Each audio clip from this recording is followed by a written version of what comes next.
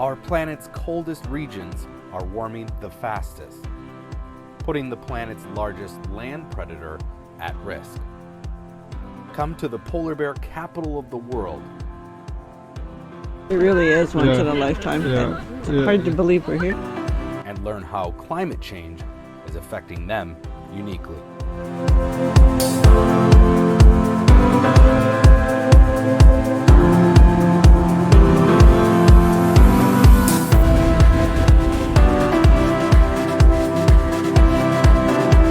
Hello, on this Monday we have a classic spring storm shaping up that's going to bring wintry weather to northeastern Minnesota. But first I want to talk about some major climate news here over the last few days. Both poles of our planet setting some incredible records. 50 degrees above normal at the North Pole and 70 degrees above normal for a significant chunk of Antarctica, almost half of the continent. So North Pole heat compared to normal, but also look at this huge chunk, almost a third of Antarctica seeing just incredibly above normal temperatures, again up to 70 degrees warmer than normal.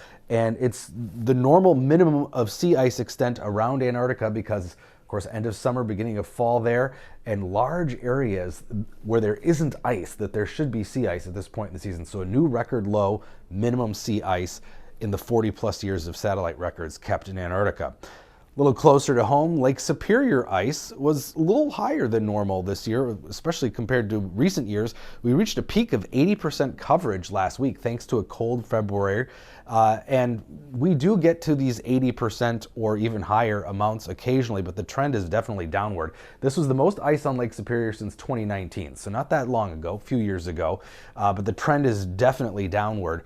We used to be able to count on in the 70s, on average, a 73% extent, and now that's down to just about half of the lake getting ice covered at a peak in a normal winter season. So it was above normal for modern times, at least.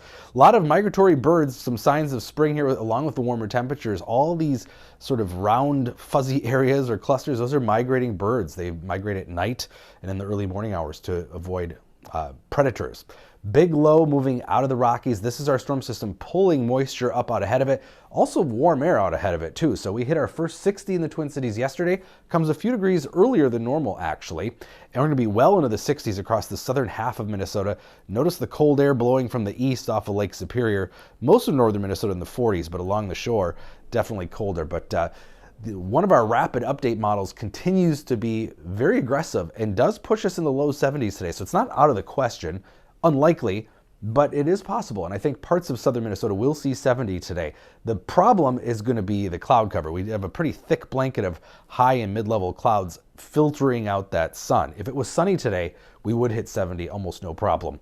That's how warm the air mass is. But the big story is the precipitation moving in tonight. Rain fills in across Minnesota, turning to some ice in northeastern Minnesota and snow in parts of northern and western Minnesota. Mostly rain here in the Twin Cities and southeastern Minnesota, but it will gradually transition to snow, whatever's left of that moisture. Problem is, by that point, there's not going to be a whole lot left, but some snow showers around, especially Tuesday night into Wednesday here in the southern part of the state. As far as ice accumulation goes, though, northeastern Minnesota, we're going to watch for some slick areas to develop tonight because temperatures will be near or below freezing, and we'll have that rain falling. So freezing rain.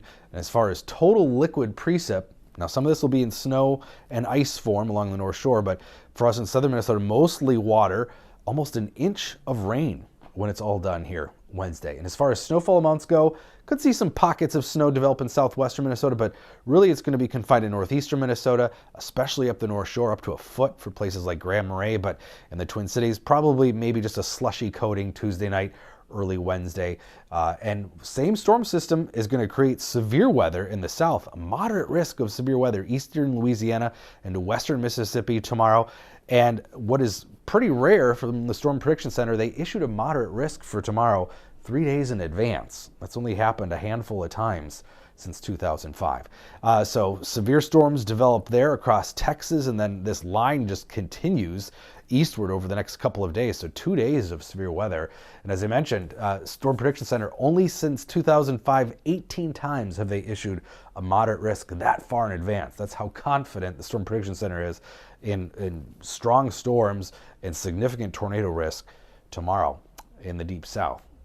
67 for us today. Again, it's not impossible to see 70 if we can squeeze a little more sun out somehow, but mild nonetheless. Temperatures in the 40s tomorrow, pretty soggy Tuesday with on and off rain. Cooler Wednesday. Again, we'll start to see some rain and snow mix in Tuesday night, Wednesday. And then overall cooler, still close to normal though, but no 60s here for the rest of the week.